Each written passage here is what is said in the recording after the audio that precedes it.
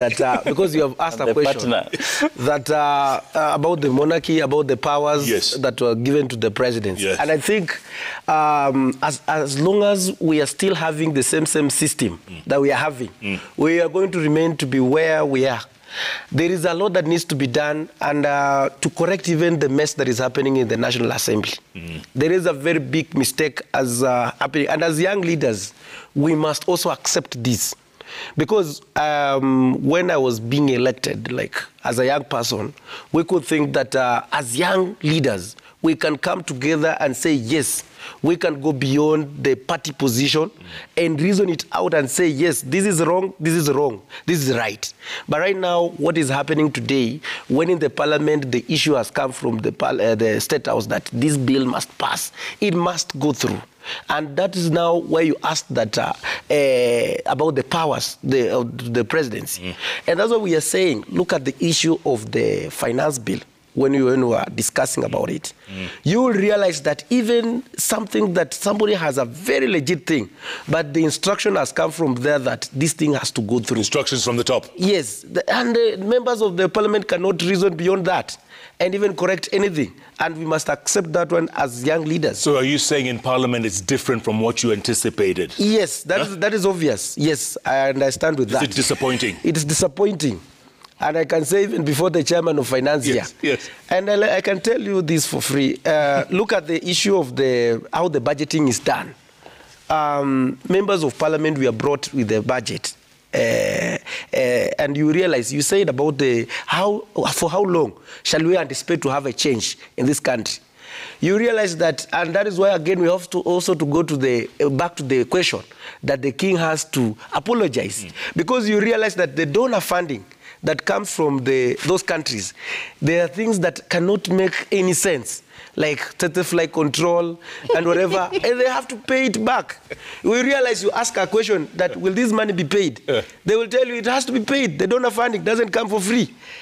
And that is why we are saying that this time round, we need also to ask. Look at the loans that have come when Uhuru Kenyatta went to the former president went to China.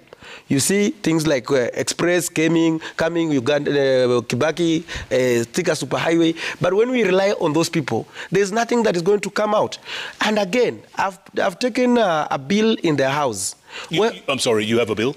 Yes. You have a bill? Yes, I have a bill that I'm drafting. About what? About to address the challenge of the finance bill. And this is a thing, and I've asked that we need to review, because you're challenging the finance bill. Yes, you're challenging the finance bill. Hey, let me ask you, let me tell you, yes, we have to challenge it, that's a fact. Let me tell you the truth about it. And the chairman is here. Yes. You know, he's laughing. Chairman is here. I want to ask him a question. Yes. Chairman, when you came with this issue of the finance bill, you gave the Kenyans a lot of hopes that this is going to be a turnaround to the country. You're going to say that the dollar, the Kenya shilling is going to strengthen. Yes. The economy is going to start booming. Today, as we speak, from the bottom to the up. Yes. Today, when you ask yourself, go to these ministries. The ministries have cut off the budget.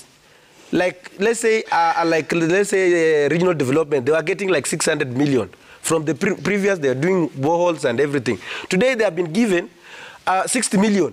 So, which means that these people, they are going to be sitting in the office, eating the salaries. Nothing is happening. Then we are saying, look at the Kenya shilling right now. Even the Uganda shilling is stabilizing. I was going to South Africa to get a dollar. It was, and by the way, let me tell you, that's why I've proposed in the parliament that we must have economists, because everyone says that Kibaki was the best economist. Everyone is relying, saying that he was the best economist. So it means that it's going to be 50-50 for us to get a president who understands the economy. That's why I've proposed in the parliament that we must have a team of economists which will be guiding the parliament. Anytime that we want to say that we want to increase the fuel of the fuel price, she should tell the parliament that these are the impetus, these are the short-term impacts that they're going to have on the economy, these are the long-term. Because now it's like when they're increasing these things, they're anticipating. Like I can give an example. I used to go home with my vehicle. Sindio? I used to pay, I put in fuel of around 14,000. That's your guzzler. That's how much? That is around 15,000 by that time. But today, to go with it, I have to put in around 22,000. And you see, now when I go to Nakuru, I end Nakula, I eat, I promote, I go to Kapsabet, I eat and whatever. But now you see, after they pass this thing, the fuel, now I don't go with the car. So I go with that. So that's why we are saying. Don't forget, you should be very grateful because when you first came to Nairobi, you didn't have any money. Ulikuwa umesota sana. Ulikuwa umesota. Lakini the first experience kidogo. Kalabamizi.